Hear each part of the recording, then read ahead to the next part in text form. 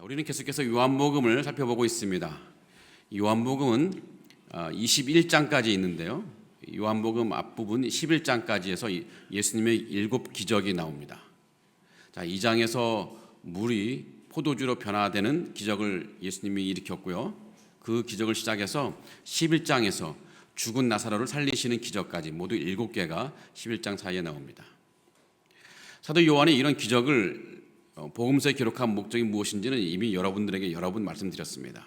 그것은 예수님이 하나님의 아들이며 그리스도라는 것을 보여주려는 것인데, 독자들로 하여금 예수님에 대한 믿음을 갖게 하고 또 이 기적을 기대하는 마음으로 이 기적들을 기록했다고 썼습니다. 자, 예수님은 공생의 기간에 7개 기적 외에도 수많은 기적을 행하셨습니다. 그런데 요한은 왜 유독 이 요한복음에 기록된 7가지 기적만을 선택해서 기록했을까요? 그 이유는 정확히 추정할 수 없지만, 이 기적들이 하나님의 아들 되심과 그리스도 되심을 예수님이 더 잘 보여주고 더 선명하게 보여줄 수 있는 기적이기 때문에 이 기적들을 선택한 것으로 보입니다. 만약 그렇다면 이 기적들에게서 보이는 특징이 있어야 할 것인데, 특징이 무엇일까요? 그것은 이 기적의 탁월성입니다. 이왕 여러 기적 가운데서 선택하려면 예수님이 하나님의 아들 되심과 그리스도 되심을 강력하게 증거할 만한 기적 사건을 선택했을 것입니다. 요한은 확실히 예수님이 기적이 탁월한 것임을 잘 보여주면서 이 설명을 하는데요. 요한복음에 기록된 여러 기적 사건을 가만히 들여다보면요, 사도 요한은 어떤 사람이 직면한 문제나 또 어떤 이 곤란한 상황에서 발생된 문제를 소개하는데, 이 문제가 아주 심각하다는 것을 먼저 보여줍니다. 그래서 인간적으로는 도저히 해결할 수 없는 절망적인 상태라는 것을 보여주는데요. 이런 밑그림을 다 그려놓고 요한은 예수님이 이 심각한 문제를 기적을 통해서 너무 쉽게 해결하시는 것을 보여줍니다. 어려운 문제를 쉽게 해결하는 기적을 통해서 예수님 기적의 탁월성을 드러내는 거죠. 자, 예를 들면 지난 주일에 살펴봤던 이 왕의 신하의 아들, 이 병 해결하기 어려운 문제였습니다. 그것이 왜 어려운 문제냐 하면은, 예수님은 지금 그 아이에게서 34km나 떨어져 있습니다. 그리고 그 아이는 지금 막 죽기 일보 직전이에요. 문제가 너무 심각하죠. 절망적입니다. 그런데 예수님은 너무 쉽게 말 한마디로 이 문제를 해결하십니다. 말씀 한마디로 원격으로 치료하시는 거예요. 이 엄청난 기적이라서 왕의 신하의 가족은 예수님을 믿지 않을 수가 없는 거죠. 오늘 본문에 나온 기적 사건도 마찬가지입니다. 지금 베데스다 연못가에서 38년 된 병자가 있습니다. 38년 동안 병을 앓았던 사람, 무슨 병인지 모르겠지만 38년 동안 치료가 안 된 병이라면 앞으로도 치료될 가능성이 없어요. 너무나 절망적인 상황입니다. 그런데 이 한 병자가 예수님의 한마디에 너무 쉽게 치료되었습니다. 이 엄청난 기적일 수밖에 없습니다. 예수님이 하나님의 아들이며 그리스도라는 것을 더 한 번 선명하게 드러나는 기적이었습니다. 자, 이 요한은 이 요한복음을 통해서 예수님의 기적을 대하는 우리 같은 사람들이 예수님이 엄청난 기적을 행하셨다는 것을 알고 예수님에 대한 믿음을 가지라고 우리를 초대하고 있습니다. 성도 여러분, 이 시점에서 한번 물어보고 싶습니다. 여러분은 기적을 믿습니까? 저는 믿습니다. 여전히 하나님은 우리 삶 가운데 기적을 행하시는 분이십니다. 그러기에 우리가 성경에 기록된 예수님의 기적 사건을 읽을 때 그저 먼 옛날 이야기거나 신화로 읽을 것이 아닙니다. 우리 주님은 옛날 이야기만 나오는 산신령 같은 분이 아닙니다. 오늘도 살아계셔서 우리와 함께 하시는 분이시고요, 또 우리 삶에 개입하셔서 우리에게도 기적을 행하시는 분이십니다. 그러기에 여러분 성경의 기적 사건을 대하면서 그냥 그렇구나 고개를 끄덕이고 넘어갈 것이 아니라, 그 사건과 같은 기적이 오늘날 나에게도 임할 것을 꼭 믿으시기 바랍니다. 기적 사건에 나오는 사람들처럼 우리가 처하는 문제가 아무리 절망적인 것이라 할지라도 우리 주님은 너무 쉽게 해결해 주실 수 있습니다. 설마 나에게 무슨 기적이 일어날까, 이런 생각을 하지 마시고 기적을 기대하시기 바랍니다.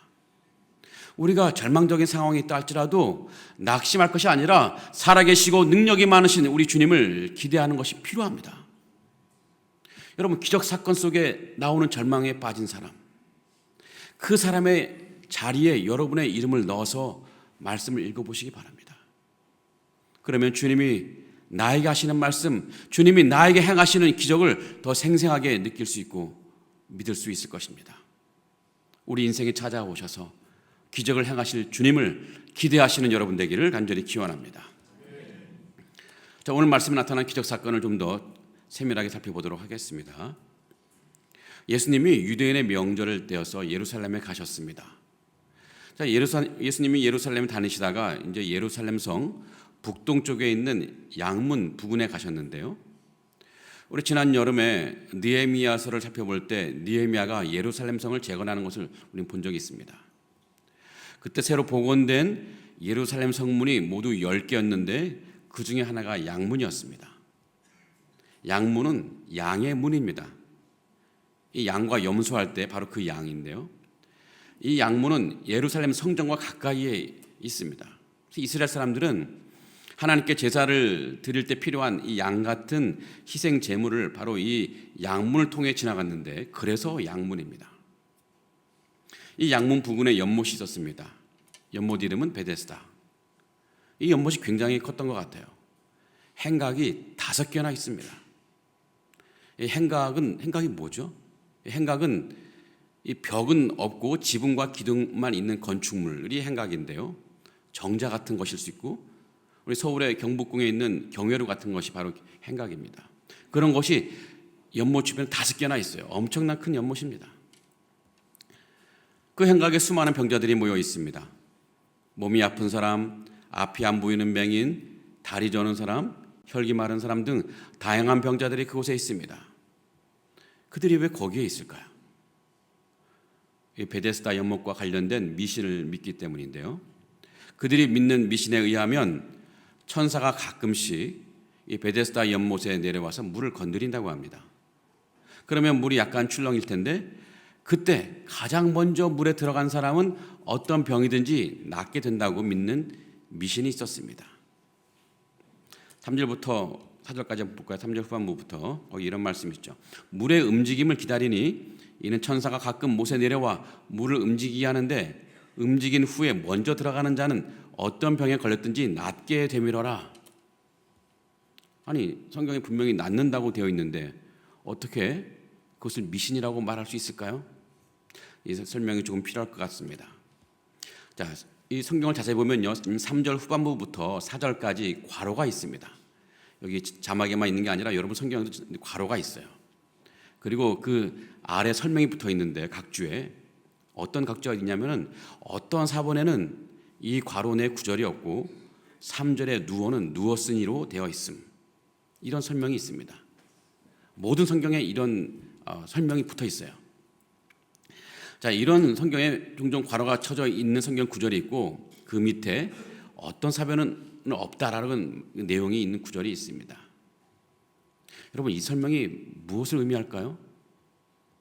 이것은 성경 원본에는 이 문구가 없을 가능성이 매우 높다는 것입니다.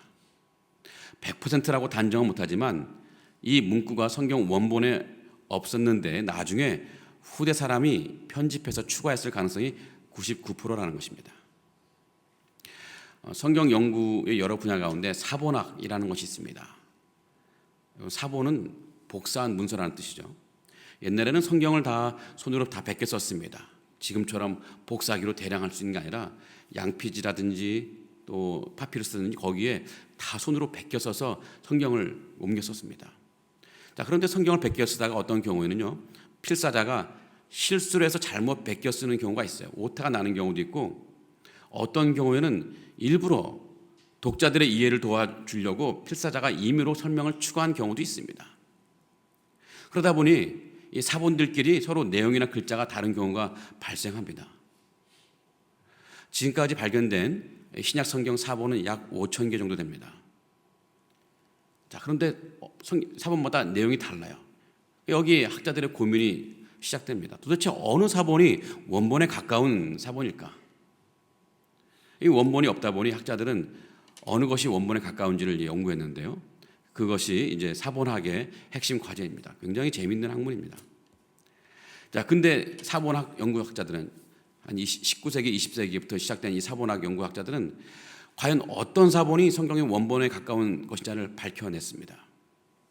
그러니까 어떤 부분은 성경에 없다는 것, 또 어떤 부분은 원본과 다르게 표기되었다는 것을 밝혀낸 것인데, 이제 학자들에 의해서 성경 원본 99%를 복원한 상태입니다. 그런데 문제는 이런 사본학 연구가 있는 19세기, 20세기 이전, 훨씬 오래전에 성경이라는 책이 이미 출판되어 유통되고 있었습니다. 자, 그래서 근데 이 근래 성경 출판사는 원본에 원래 없던 부분을 그냥 빼고 인쇄하는 그런 성경도 있습니다. 영어 성경에 NIV 성경이 있는데, 미국에서 많이 보는 성경인데, 거기에는 이런 부분을 아예 빼놓고 이제 인쇄를 합니다. 근데 어떤 많은 성경은 그냥 이 없는 부분을 그대로 써놓고 오늘 본문처럼 표기를 해두는 것입니다. 어떤 사본에는 없다. 자, 이렇게 표기된 부분은 성경학자들에 의해서 밝혀진 것은 성경 원본에는 거의 없는 것이다. 그러니까 거의 99% 없다라고 이렇게 표현하고 있습니다. 오늘 본문과 관련해서도 3절 중반부터 4절까지 성경 원본에는 없을 가능성이 굉장히 높습니다. 누군가 후대 사람이 3절 중반부터 4절까지를 넣은 것인데요. 그렇다면 그 누가 왜 여기에 그 문구를 끼워 넣었을까요? 그것은 7절 때문입니다. 7절에 이런 말씀이 있습니다. 자, 7절 병자가 대답하되 주여 물이 움직일 때 나를 못에 넣어주는 사람이 없어 내가 가는 동안에 다른 사람이 먼저 내려가나이다. 자, 만약 3절과 4절의 설명이 없다면 요한복음 5장을 읽는 사람은 도대체 병자가 7절에서 왜 이런 말을 했는지 이해할 수 없을 것입니다. 이 베데스다 연못에 관련된 전설을 아는 사람은 충분히 이해가 되지만 그 전설을 모르는 사람은요, 병자의 말을 이해할 수가 없어요. 그래서 누군가가 전설을 모르는 사람을 위해서 베데스다 연못과 관련된 전설을 끼워 넣어 설명한 것입니다. 물론 그 덕분에 우리는 이 본문을 더 잘 이해할 수 있습니다. 7절의 의미를 이해할 수가 있어요. 왜냐하면 우리는 전설을 몰랐으니까. 그럼에도 불구하고 이 부분은 3절 후반부부터 4절까지는 성경 원본에 없다는 것이 정설입니다. 이 결국 베데스다의 전설은 성경의 내용이 아니라는 것이죠. 잠시 대학 강의실 분위기로 갔었는데 다시 교회 분위기로 돌아오겠습니다. 자, 여하튼 이 베데스다 연못에 그런 전설이 있었습니다. 하지만 미신에 불과한 거예요. 아마도 지하에서 이제 지하수가 막 솟아오르거나 물거품이 일어나는 신기한 현상이 종종 있었을 텐데, 막 그들의 병자들의 치료 열망이 겹쳐져서 그런 미신이 생긴 것 같습니다. 자, 미신이라고 해도 이것은 38년 된 병자뿐만 아니라 그곳에 있는 모든 병자들의 소망이기도 했습니다. 천사가 내려와서 물을 움직일 때 자기가 먼저 들어가서 완치될 소망이 누구에게나 있었는데 사실은 그것은 모두 헛된 소망일 뿐이었습니다. 자, 그런데 그곳에 누가 있습니까? 다시 한번 2절 3절을 볼까요? 예루살렘에 있는 양문 곁에 히브리 말로 베데스다라 하는 못이 있는데 거기 행각 5이 있고 그 안에 많은 병자, 맹인, 다리 저는 사람, 혈기 마른 사람들이 누워 물의 움직임을 기다리니. 자, 여기에 다양한 병자들이 있습니다. 맹인도 있고 다리 저는 사람도 있고 혈기 마른 사람들도 있습니다. 그들이 다 누워서 물이 동하기만을 기다리고 있습니다. 여러분 한번 가만히 상상해 보시기 바랍니다. 이 연못 주변 행각에 수많은 병자들이 있습니다. 천사가 내려와 물을 움직여 주기를 기다리고 있습니다. 물이 움직이면 가장 먼저 들어가려고 물만 쳐다보고 있습니다. 계속 하루 종일 물만 쳐다보는 거예요. 그러다가 혹시나 옆에 사람이 먼저 들어가지는 않을까 옆 사람을 경계의 눈빛으로 쳐다보고 있습니다. 그들이 여기에 얼마나 오래 있었는지, 또 얼마나 많은 사람이 여기에 있는지, 정말 먼저 들어간 사람이 치유가 되었는지는 알 수 없습니다만 한 가지 분명한 것이 있습니다. 거기에 있는 그들은 모두 인생의 깊은 절망 가운데 이곳을 찾은 것입니다. 이들은 여러 차원의 절망감에 짓눌리고 있습니다. 만약 그들이 믿고 있는 전설이 사실이라고 할지라도 그들은 절망적입니다. 천사가 물을 건드릴 때 그 수많은 사람들 가운데 오직 한 사람만 치유된다고 하는 것인데요. 그렇다고 천사가 언제 오겠다고 예고하고 찾아오는 것도 아니고 정기적으로 찾아오는 것도 아니고 언제 올지 알 수가 없는 거예요. 그들은 하염없이 밤이나 낮이나 물을 쳐다보며 물이 움직일 때까지 기다리고 있습니다. 얼마나 절망적입니까? 그런데 그들은 또 다른 차원의 절망감이 있습니다. 어쩌면 그것이 진짜 그들의 절망일 것인데요. 그들 자신도 알지 못하는 절망감입니다. 그것은 그들이 믿고 있는 전설, 그저 미신에 불과하기 때문에 생기는 절망감입니다. 마치 그들은 치료받으려고 어떤 병원에 줄을 선 사람들과 같은데 그 병원은 이미 폐업한 지 오래된 병원입니다. 폐업한 줄도 모르고 계속 자기 차례가 오기만을 기다리고 있는 사람들입니다. 그러기에 그들은 치료받을 수 있는 줄에 선 것이 아니라 치료받지 못할 줄에 서 있습니다. 그들은 그 줄 끝에서 알게 될 것입니다. 내가 지금까지 소망을 품고 줄을 섰던 그 줄이 사실은 잘못된 줄이었다는 것을 알게 될 것이고 그때 깊은 허무함에 빠지게 될 것입니다. 여러분, 이런 사람들이 불쌍하지 않습니까? 허무한 것에 소망을 두고 있는 사람들 불쌍하지 않습니까? 그런데 놀랍게도 주님은 그들을 불쌍히 여기시고 또 그들에게 들어가셨습니다. 그리고 그 중에 하나 38년 된 병자를 치유해 주셨습니다. 성도 여러분, 이 베데스다 연못가에 있는 수많은 병자들, 이들이 우리에게서 멀리 있는 것이 아닙니다. 그들과 같은 사람들이 우리 주변에 있습니다. 헛된 소망으로 결국은 험함에 빠질 수밖에 없는 우리 그 인생들이 우리 주변에 너무나 많이 있습니다. 그들은 누구입니까? 예수 그리스도를 알지 못하는 사람들입니다. 하나님이 우리 인생에게 주시려는 구원을 전혀 알지 못하는 사람들입니다. 그들은 자신도 모르는 절망적인 상황에 있습니다. 자신이 절망이 있는지도 알지도 못합니다. 그들은 행복해 보여도 그들의 영혼은 깊은 절망 속에 헤매고 있습니다. 그들은 베데스다 병자들처럼 불쌍한 사람들입니다. 자신들이 어느 줄에 서 있는지조차 알지 못합니다. 자신들이 영적인 절망 상태에 있는지도 알지 못하는 사람들입니다. 그렇다면 우리는 그들을 어떻게 대하면 좋을까요? 우리는 영적 절망 상태에 있는 그들을 방관할 것이 아닙니다. 예수님이 그 베데스다에 찾아오신 것처럼 우리 역시 베데스다로 찾아가야 되는 것이죠. 아버지가 예수님 자신을 보내신 것처럼 주님도 우리를 세상에 보내셨는데 우리는 그 명령에 순종해서 베데스다로 찾아가야 되는 것입니다. 그렇다면 우리가 찾아가야 할 베데스다는 어디일까요? 가깝게는 우리 가정일 수 있고 상하이 교민 사회일 수 있고 해외 선교지일 수 있습니다. 그곳에는 영적인 절망 상태에 빠진 사람들이 있습니다. 우리는 그들을 찾아가야 됩니다. 이런 차원에서 내년부터 우리 교회는 선교와 전도에 더 많은 힘을 기울이려 합니다. 그것이 주님이 우리를 부르신 목적이며 우리 교회를 세우신 목적이기 때문입니다. 예배처서 문제는요, 하나님이 알아서 해주실 것입니다. 우리는 다음 단계를 바라보며 나갈 필요가 있습니다. 다음 단계는 선교와 전도입니다. 자, 가깝게는 우리 가정 안에 불신자 배우자, 불신자 부모, 불신자 자녀를 전도하는 일부터, 또 상하이에 거주하는 불신자 교민들을 전도하고 또 멀리는 해외에 있는 불신자들에게 복음을 전하는 사역에 초점을 맞추려 합니다. 내년에 당장 가정 안에 불신자 가족을 전도하는 사역을 시작할 것입니다. 여러분 혼자서 가족 전도의 무거운 짐을 지게 하지 않을 것입니다.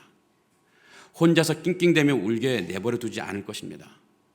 교회가 함께 그 짐을 나누어 질 것입니다. 여러분 가족 안에 불신자 가족이 있는 분 계실 텐데 여러분 소망을 가지시기 바랍니다.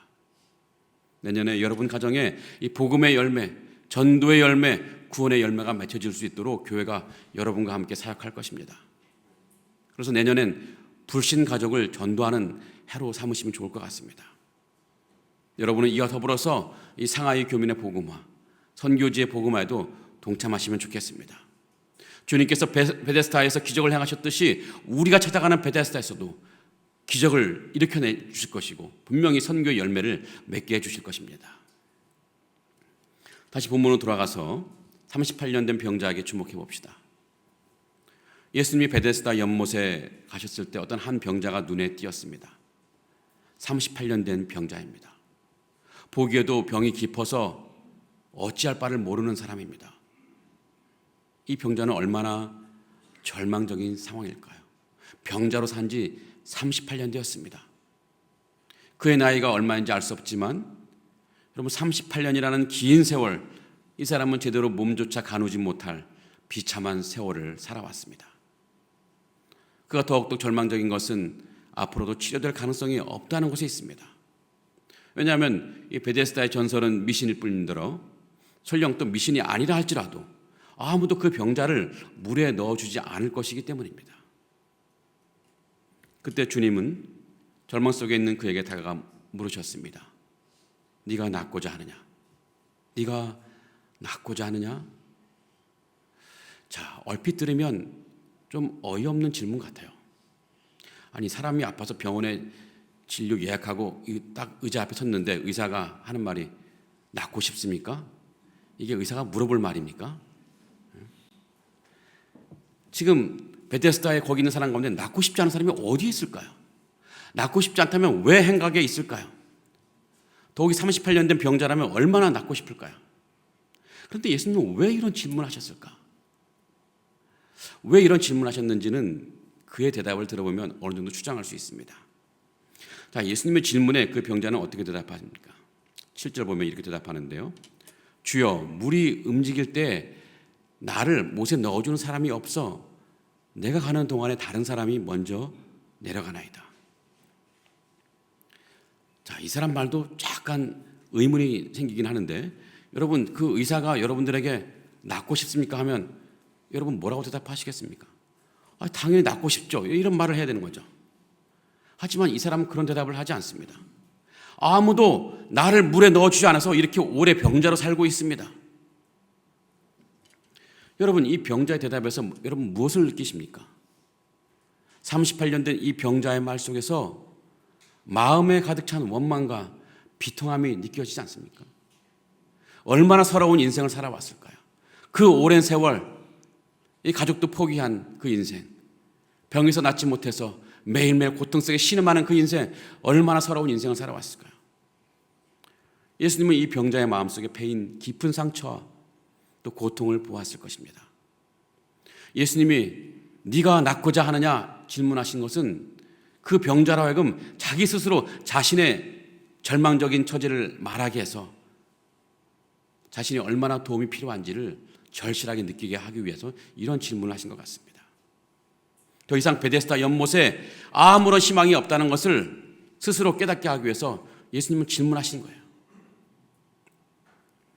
그때 주님은 그 병자에게 말씀하십니다. 일어나 네 자리를 들고 걸어가라. 일어나 네 자리를 들고 걸어가라. 이 한 말씀, 이 한 말씀의 병자는 그 오랜 병이 곧 나아버렸습니다. 오늘 말씀에 곧 나았다고 말하는데요, 시간이 걸리지도 않았습니다. 예수님이 말씀하시니 곧바로 그 병이 나았습니다.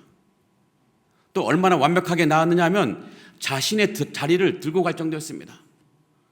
자신의 몸도 가누지 못했던 사람이 이제는 자리를 들고 걸어갑니다. 엄청난 기적이 일어난 거죠. 절망 속에 살았던 한 인생이 주님을 만나면서 그 절망에서 벗어나 이전과는 전혀 다른, 완전히 다른 삶을 살아가게 되었습니다. 이젠 베데스다가에 그가 있을 필요가 없게 되었습니다. 자, 그런데 예수님과 이 병자는 어떻게 만난 것일까요? 지난 주처럼 왕의 신하처럼 병자가 간절한 마음으로 예수님을 찾아와서 만나게 된 것일까요? 그렇지 않습니다. 오히려 예수님이 그를 찾아가셨습니다. 예수님이 왜 그를 찾아가셨을까요? 왜냐하면 그 사람은 예수님을 찾을 힘이 없기 때문이었습니다. 그 병자는 육신적으로 걷기도 힘든 사람이었습니다. 그 어떻게 예수님을 찾아올 수 있을까요? 더욱이 그는 심리적으로도 주님을 찾을 힘이 없습니다. 너무나 깊은 절망감, 너무 깊게 패인 마음의 상처, 분노와 좌절, 이 깊은 상심의 바다에 빠져서 스스로 주님을 찾아 나설 힘이 없었습니다. 주님은 그런 사람을 불쌍히 여기셔서 그를 찾아가 주셨습니다. 그리고 그것에 치유가 일어났고 그는 자유함을 누리게 되었습니다. 성도 여러분, 38년 된 병자는 바로 우리의 자화상입니다. 우리 안에 있는 죄라는 질병이 우리를 죽음으로 이끌어가던 우리 비참한 인생이었습니다. 우리는 베데스다에 있던 38년 된 병자처럼 우리가 깨닫지 못하는 우리 인생의 깊은 절망 가운데 있었습니다. 폐업한 병원에서 차례를 기다리는 환자처럼, 이 미신의 베데스다 연못에서 치료받기를 기대하는 병자처럼 우리는 아무런 소망이 없이 헛된 소망을 품고 살아온 인생들이었습니다. 더 큰 문제는 우리에게는 주님을 찾아갈 힘이 없던 인생들이었다는 것입니다. 바울이 로마서 3장에서 이렇게 말합니다. 의인은 없나니 하나도 없으며 깨닫는 자도 없고 하나님을 찾는 자도 없고. 인간은 죄에 오염돼서 영적인 눈이 가려졌습니다. 아무것도 보지 못해요. 볼 수 있는 눈이 없습니다. 스스로 하나님을 찾을 수가 없습니다. 우리는 38년 된 병자처럼 주님을 찾을 힘이 없습니다. 구원의 길을 찾을 길이 없어요. 그런 인생이었습니다. 얼마나 비참한 절망적인 인생이었습니까? 그런데 어느 날 주님이 우리를 찾아오셨습니다. 주님은 우리 부모님의 신앙을 통해 우리를 찾아오셨고, 또 다른 사람들의 전도를 통해서 우리를 찾아오셨고, 또 우리의 절망적인 아픔을 통해 주님은 우리를 찾아오셨습니다. 우리로 주님께 반응하지 않으면 안 될 상황 속에서 우리는 주님을 만나게 되었습니다. 그때 주님이 우리에게 말씀하십니다. 일어나 자리를 들고 걸어가라. 일어나 자리를 들고 걸어가라. 더 이상 절망 속에서 서러워하지 말고 울지 말고 자유함을 누리라고 우리에게 말씀하십니다. 주님이 우리에게 주시려는 자유가 무엇입니까? 첫 번째로는 죄와 죽음에서 자유함입니다. 주님이 우리에게 영원한 생명을 주셨기 때문에 얻게 된 이 죽음으로부터의 자유함입니다. 이제 영원한 생명을 가진 우리는 죽음의 절망에 매이지 않고 자유롭게 살아갑니다. 질병과 고통이 우리를 찾아오지만 영생을 소유한 우리에게는 아무것도 아닙니다. 그 질병과 고통이 우리의 영원한 생명을 빼앗지 못합니다. 우리 인생 다 마치고 죽음에 이를 때 주님은 우리에게 말씀하실 것입니다. 얘야, 일어나 자리를 들고 걸어가라. 일어나서 영원한 천국으로 들어오라고 우리에게 말씀하실 것입니다. 주님을 만난 우리는 죽음에서 자유로운 사람들입니다. 주님은 또 우리에게 또 다른 자유함을 주셨습니다. 그것은 삶의 근심과 고통에서 자유함입니다. 주님은 우리가 살아갈 동안에 세상의 일로 근심하거나 걱정하지 말라고 말씀하십니다. 왜냐하면 주님이 우리 인생과 함께 하시기 때문입니다. 우리 삶이 때로는 힘들고 어려운 일 속에 헤매기도 합니다. 정말 눈앞에 아무것도 희망이라고는 보이지 않는 이 캄캄한 밤 같은 그런 상황이 우리 인생 가운데 찾아올 수 있습니다. 하지만 우리에게 소망이 있는 것은 기적을 행하시는 주님이 우리에게 말씀하시기 때문입니다. 일어나 자리를 들고 걸어가라. 주님은 기적을 통해서 우리 삶의 근심과 고통에서 분명히 건져내 주실 것입니다. 우리는 근심과 고통에서 자유로운 사람들입니다. 말씀을 정리해 보겠습니다. 성도 여러분, 주님의 기적을 믿으시기 바랍니다. 기적은 오늘날도 일어납니다. 또 기적은 우리 삶에도 분명히 일어납니다. 내 삶에도, 내 자녀의 삶에도 일어납니다. 아무리 힘든 상황이 있다 할지라도 여러분 낙심하지 마시고 주님의 기적을 믿고 기대하신 여러분 되기를 바랍니다. 이 주님의 기적을 믿을 때 우리가 해야 할 일이 있습니다. 아직도 절망 가운데 살아가는 사람들, 베데스다에 있는 사람들에게 소망의 복음을 전하는 일입니다. 우리 가족과 상하이에 있는 불신자 교민과 선교제 영혼들에게 복음을 전해서 그들도 우리처럼 구원을 누리며 자유함을 누릴 수 있게 하는 일, 우리가 감당해야 할 일입니다. 또 우리가 주님의 기적을 믿을 때 또 달리 우리가 해야 될 일이 하나 있습니다. 우리에게 영원한 생명을 주신 주님과 우리의 인생의 길을 함께 걸어가는 것입니다. 늘 주님 곁을 떠나지 않고 주님 곁에서 주님을 의지하며 살아가는 것입니다. 어떤 위험과 시련이 온다 할지라도 어떤 상황에서도 주님을 떠나지 않고 주님과 함께 주님 손 붙잡고 우리 인생길을 걸어가는 것입니다. 주님이 우리에게 주시는 이 죽음으로부터의 자유, 삶의 근심과 고통으로부터의 자유를 누리며 주님과 함께 살아가는 것입니다. 우리와 함께 하시며 우리 사역과 삶 가운데 기적을 행하실 주님을 기대하면서 주님과 함께 날마다 기쁨으로 살아가시는 우리 모두가 되기를 간절히 기원하고 축복합니다. 아멘. 우리 다 같이 일어나셔서 찬양하시며 기도하시겠습니다.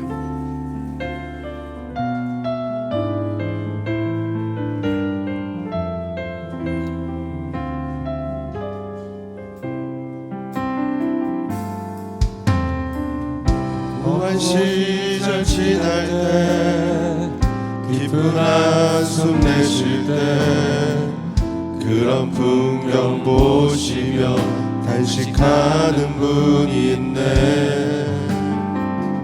보와 같이 너희를 버려두지 않으리.